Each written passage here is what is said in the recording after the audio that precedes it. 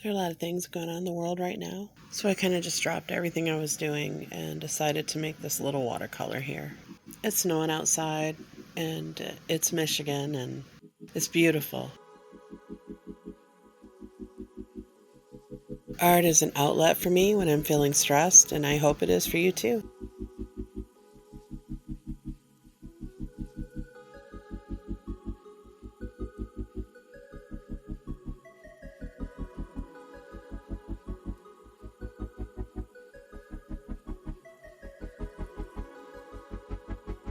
This is a big brush for me. It holds a lot of water.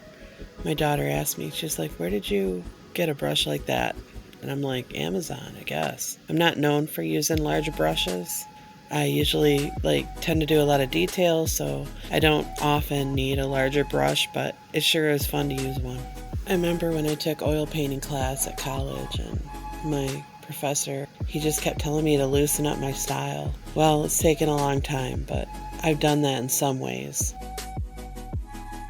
Look how this brush deposits the paint on the paper. It's just amazing.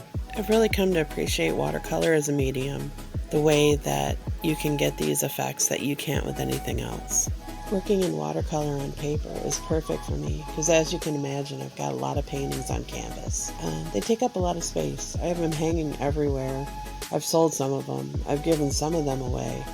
But I have my favorites, so basically I don't have much wall space. A watercolor can be sort of packed up into like a case of some sort, or even rolled up for storage, while I wait to see if I have a place on the wall to frame one and hang it up.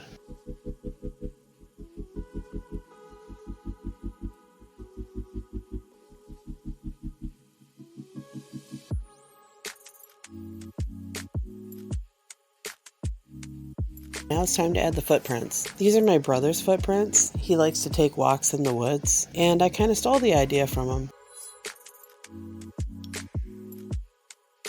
Just want to apologize for my voice being so scratchy. I kind of have seasonal allergies, so every time the seasons change, I kind of get really stuffy and I have to clear my throat a lot, and it's just no fun. So sorry about that.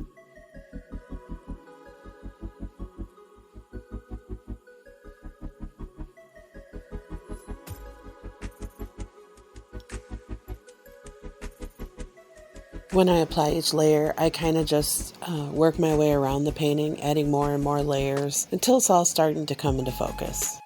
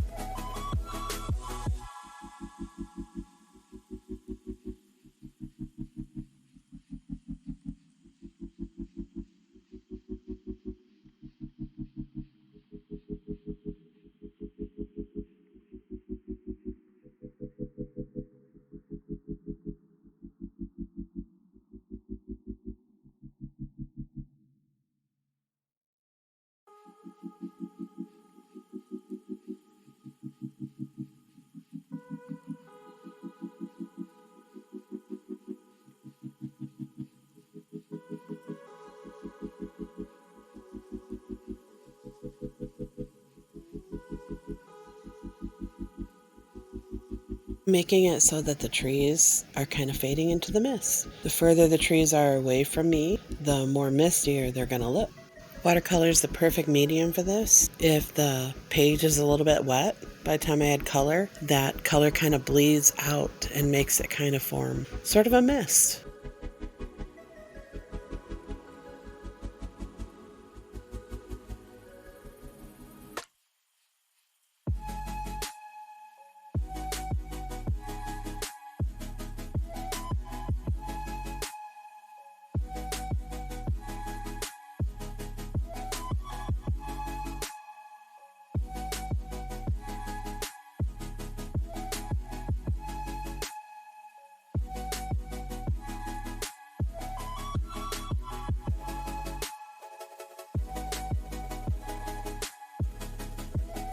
Now these trees are coming into focus, and so are the shadows of the trees. I'm painting the shadows in first before painting in the trees because it's really kind of hard to go around trees with new shadows and you risk smudging your tree.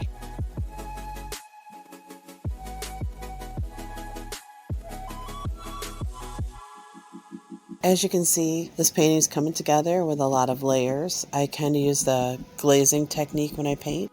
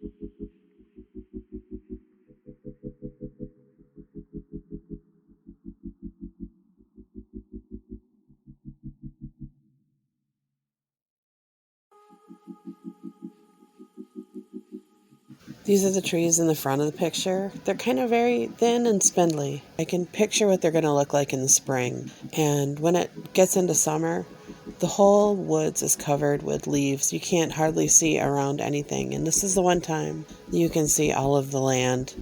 You don't have to paint many leaves, which makes it an easier picture to paint when you think about it.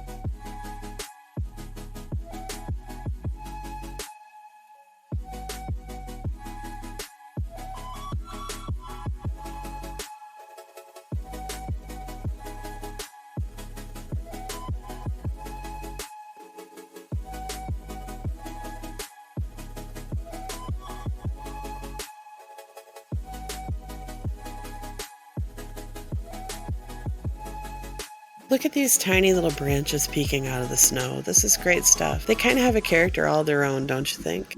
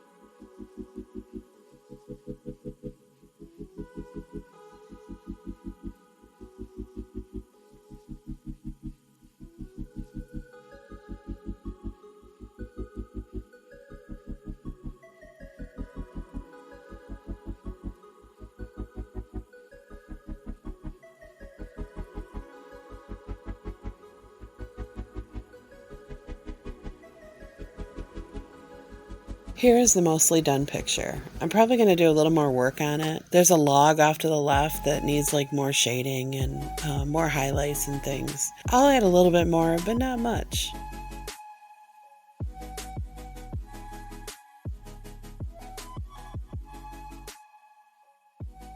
As always, I'm glad you stopped by, spent some time with me today. I hope you get to go out there and make some beautiful art.